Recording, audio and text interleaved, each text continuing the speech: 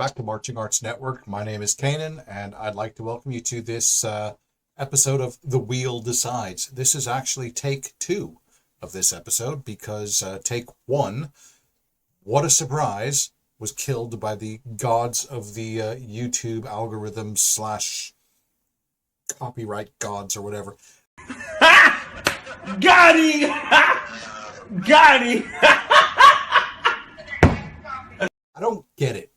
You try to react to a video that's on YouTube. It's all over YouTube, and it's weird because like you get these channels, like you've probably all seen them, where you actually pay money for somebody to reply to something. Prime example is that girl from New Zealand. You know, for her to react to one of your videos, you actually have to pay her. You know, she's reacted to Babylon.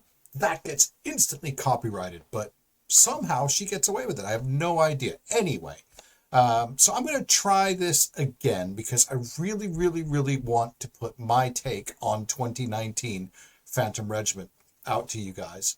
So we're going to watch the show. However, it's going to be from mid-season, the Mesquite show, and I apologize straight away. The guy that took the video in the stands was behind somebody who was about 7 feet 2 inches tall, and you see the back of a guy's head for a bunch of it. But I think there's enough there that I can at least get my talking points across. So the show that year was I Am Joan, which was themed, I wouldn't say based on, but it was themed around the story of Joan of Arc. Joan of Arc, of course, being, a woman of legend. She was a French girl that led a French army at the Battle of Agincourt that essentially repelled the English, who essentially delegitimized France and decided, hey, our king is your king, during the 100 Years' War. She died at 19. Was burned at the stake, and she was executed by the very French people that she defended. So an interesting and a tragic story. A very, very strong woman, which is ultimately what I Am Joan is ultimately celebrating, is strong women. So, and I always thought when this show came out, what better core to celebrate the diversity and the strength of women than Phantom Regiment. That being said, I think that the idea of the show, the concept of the show, delivered a lot more than the actual show itself did. Now, Phantom Regiment came in 12th place that year. Should be noted, highest 12th place score ever. That being said, I think it deserved to be in 12th place. And a week before finals, I thought it deserved to be probably in about 14th, if I'm brutally honest with you. The show was sloppy. It lacked flow. Loud parts weren't loud at all. It was massively overpowered by the synthesizers in the front. They marched 12 tubas. But for about 30 seconds of the show, they may as well have marched 0 tubas. So that's kind of the negatives. So essentially, look, the kids were served a bit of a soup sandwich as far as a show design. And it was a 14th place show design. It was a high school band show design is what it was, really. And they made finals in spite of the show that they were given. They made finals because the kids decided, hey, we're the goddamn Phantom Regiment and we don't finish our season on a Friday night. You know, 44, 45 years, I think it was, that they've made finals in a row, and they weren't going to end that streak in 2019. After the season, kind of using the whole concept of burn it all down and burning at the stake, the Phantom Regiment design staff was burnt at the stake for all intents and purposes, and they were all fired. And I think, truthfully, I think rightfully so. I think that was a very deserving sacking. So you look at the Phantom Regiment staff list today compared to 2019, there's not a single person on the staff now from 2019. So that being said, let's go ahead and watch the show. As I said, I do apologize. This isn't the normal professional standard of video that we try to show, but it's a show that I think I really wanted to talk about, and I think it deserves to be talked about. So hopefully this will get past the YouTube gods. If you're seeing this video, well, then it did. So, all right, let's go. Let's watch it. 2019 Phantom Regiment, I Am Joan. So some of the musical selections of the show were, they opened with Carmina Burana.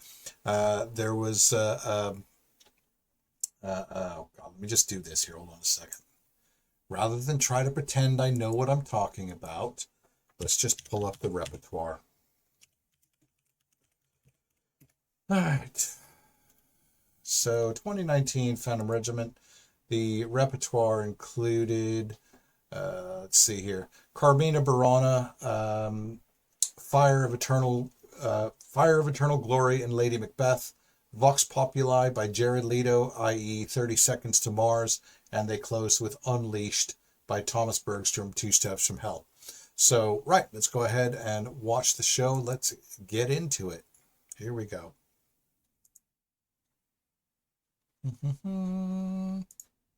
There we go. Stuck with my face because I read somewhere that if my face is in the video, it's less likely to be killed by YouTube. So, and there's that guy right there. Big head. Sorry, can't deal with it. Right, okay, here we go. Oop. Let's do something quick. Sorry about this.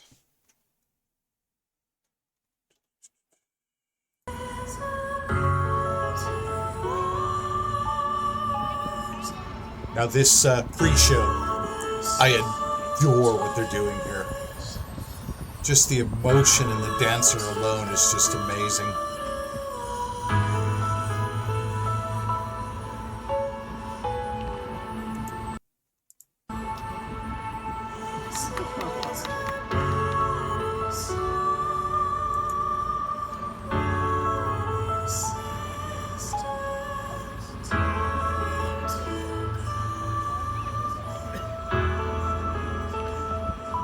I do quite like 30 Seconds to Mars. I quite like Vox Populi as well.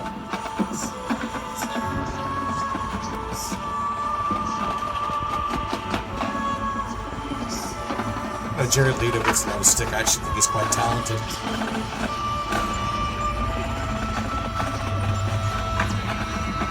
Watch the Dallas Buyers Club and tell me Jared Leto isn't talented. Come on now.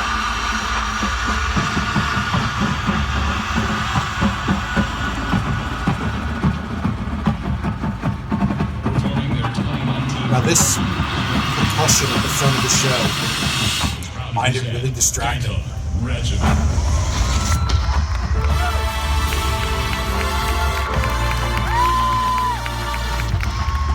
hear what I'm talking about? The synthesizer. That whole thing should be twice as loud.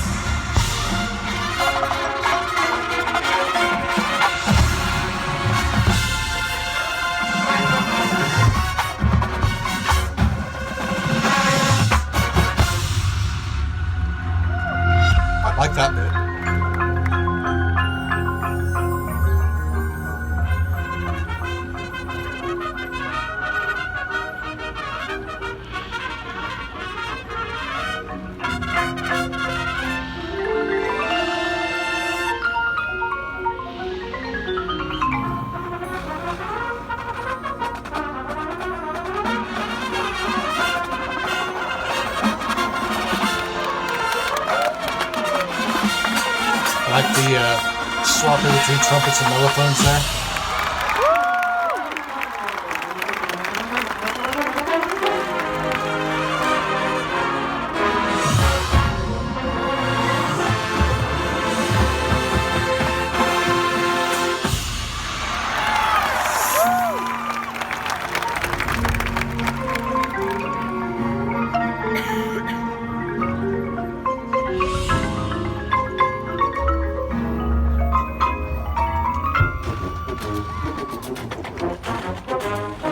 Hey, tubas.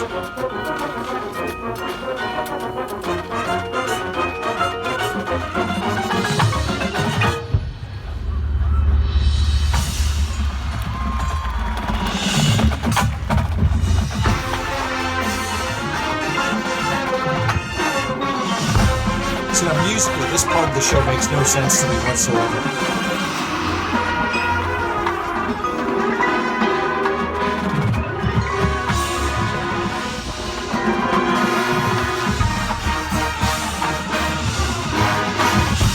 Some front sabers there.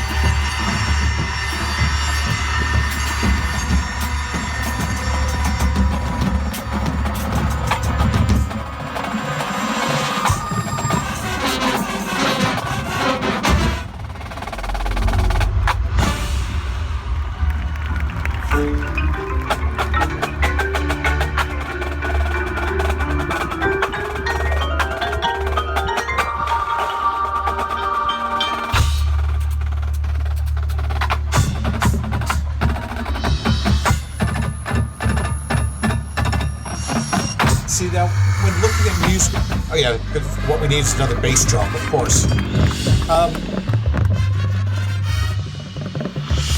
I don't know what the thought process was going into the musical writing for this too. It seems like the battery only has one dynamic for the entire show, and that's a double forte. It's like just ramming a bunch of notes as loud as we can. It doesn't make any sense from a musical perspective at all.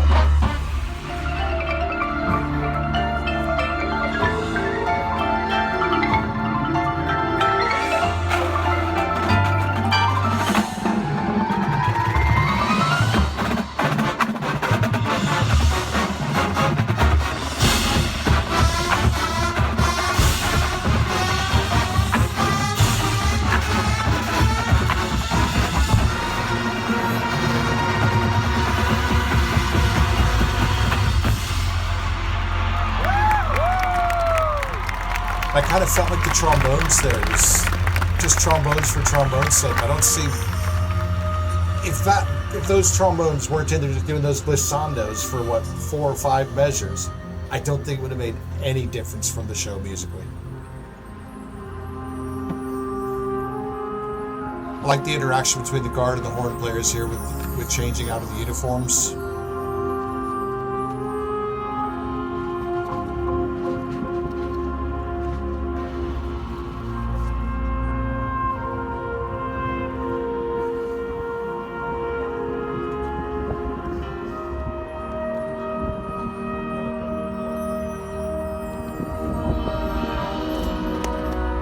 should be noted as well, I really, really, really liked the whole look of the guard that year as well.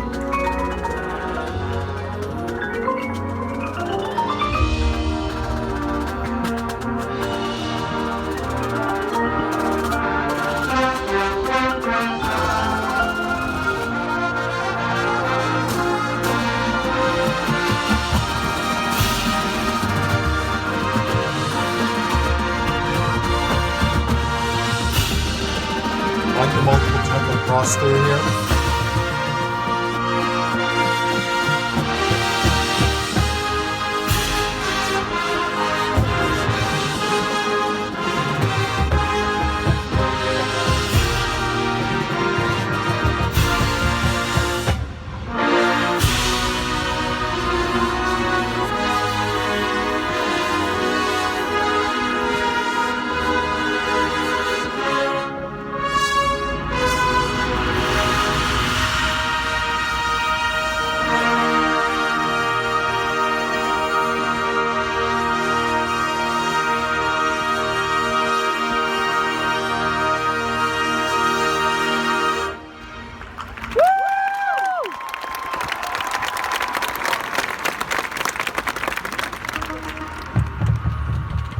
So before we get into my favorite part of the show, yeah. So a couple of things I wanted to talk about is number one is just like I said is the musical arranging. Um, that seemed to me that it should have ended probably at least one or two notches higher. I mean that was a mid forte at best, and I mean that was a Phantom Regiment classic piece of music, and that should have ended. I mean this is our decision to go off to battle. Now our call to arms is coming here in a second, okay? But this is our resolve, our resolve to go to war. And that should have just been a bigger resolve, in my opinion, from an impact perspective. And this goes back to what I was saying. Carmina Burana was at best a forte. You know, some of the most powerful music ever was at best a forte. And again, the end of this, at best, a forte. You know, it just seems like from a musical design perspective, excuse me, it's just missed opportunities. Then you factor in the percussion writing, the battery writing. It's just like I said, it's just ramming notes to ram notes for the sake of ramming notes at double forte the entire show. So while the horn line doesn't seem to be able to play at forte, it seems to be that it's all the battery can do. It just lacks nuance. And again, this is what I'm seeing so far is an okay high school design. This certainly isn't a drum corps design. This certainly isn't a top 12 design. This certainly isn't a Phantom Regiment level of design. You know, Phantom Regiment was placed 12th this year. They placed 11th the year before, and that's not where Phantom Regiment finishes. Phantom Regiment is a top half of DCI drum corps. And before anybody says, oh, well, the scores don't matter, they do. They do. Otherwise, this guy right here wouldn't be there talking into his recorder. You know, it still is a competitive activity, and people go to certain corps because they expect certain things. You know, we've heard the term destination corps before, and Phantom Regiment was a destination corps. They are again, but at this time period, they absolutely weren't, you know, and I think that people realized that their issues, and to be fair, the leadership of Phantom Regiment realized it as well, that their issues weren't you know, the product they were providing as far as, you know, getting kids down the road safely, getting them to shows, so on and so forth. The product but what they were missing was the product they were delivering to the kids as far as design. And that has thankfully been rectified.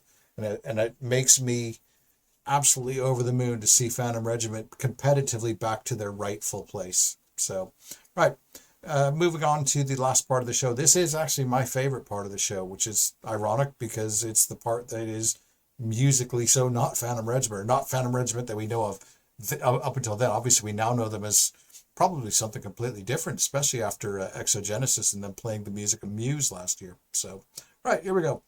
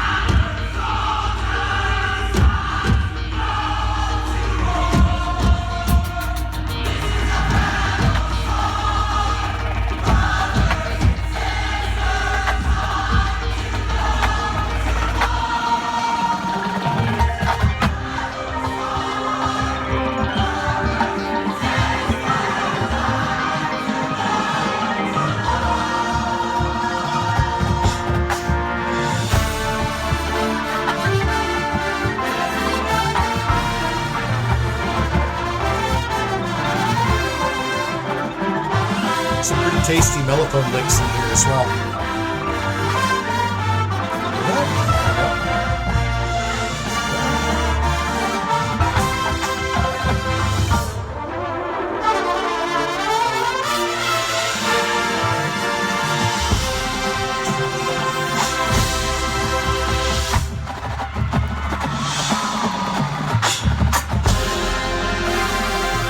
Burn it all down here. That's what Guard's saying here. Burn it all down.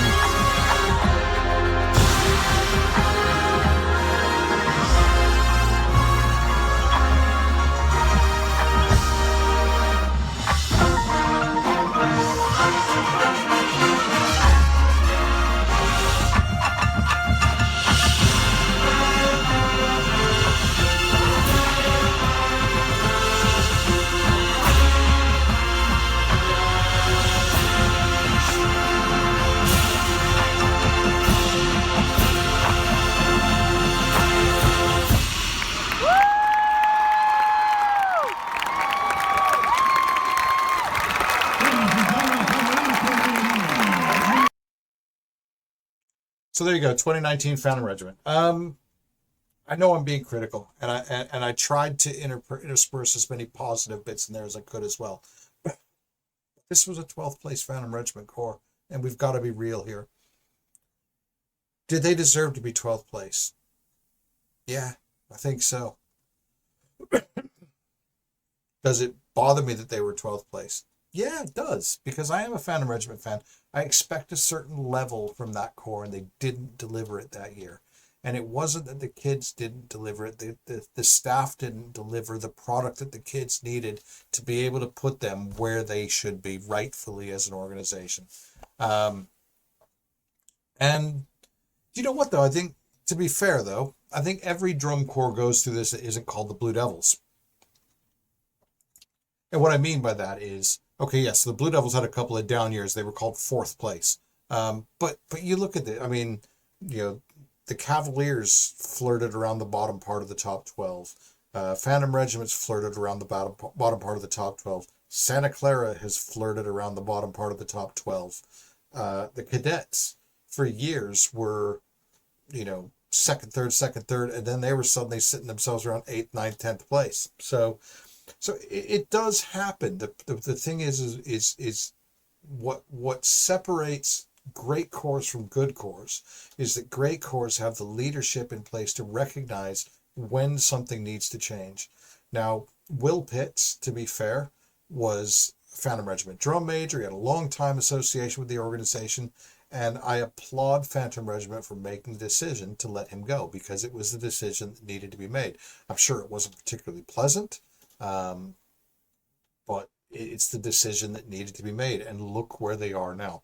So that is 2019 Phantom Regiment. So let's do this now. Let's pull up the wheel. Give me 1 second here.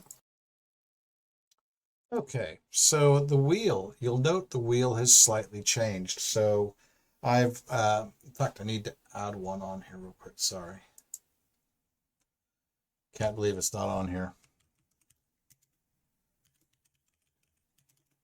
Well, actually, there is a reason why this wasn't on, and that was because this is take 2 of this video, and that's who I landed on last time, 2018 Madison Scouts. Hopefully I'm not as lucky again, because I don't really want to watch that show. Right, so the wheel has slightly changed. You will notice that some names are written in all caps and some aren't. So what I've done is I've added to the wheel corps that I felt were particularly big hits, if you will.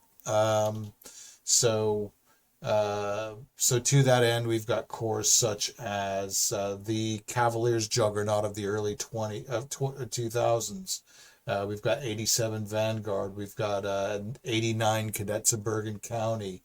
We've got Carolina Crown 2013. However, just so that it's known, if I do land on Carolina Crown on this wheel, I will immediately spin the wheel again. And the reason why is Crown seems to get us copyright claimed a lot. So I'm just going to have a backup corps to watch, if you will.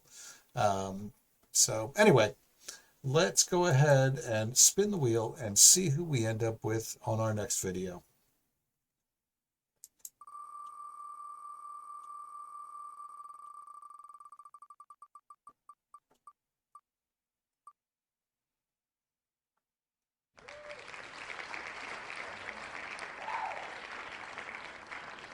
Interesting, 2019 Blue Knights. Why can't I switch my screen? Hold on a second. What's going on here? Oh, here we go. So 2019 Blue Knights. I don't even know what that show is, if I'm honest with you. Hold on a second. Let me just have a look here. Blue Knights. What show is that? Am I going to hate it?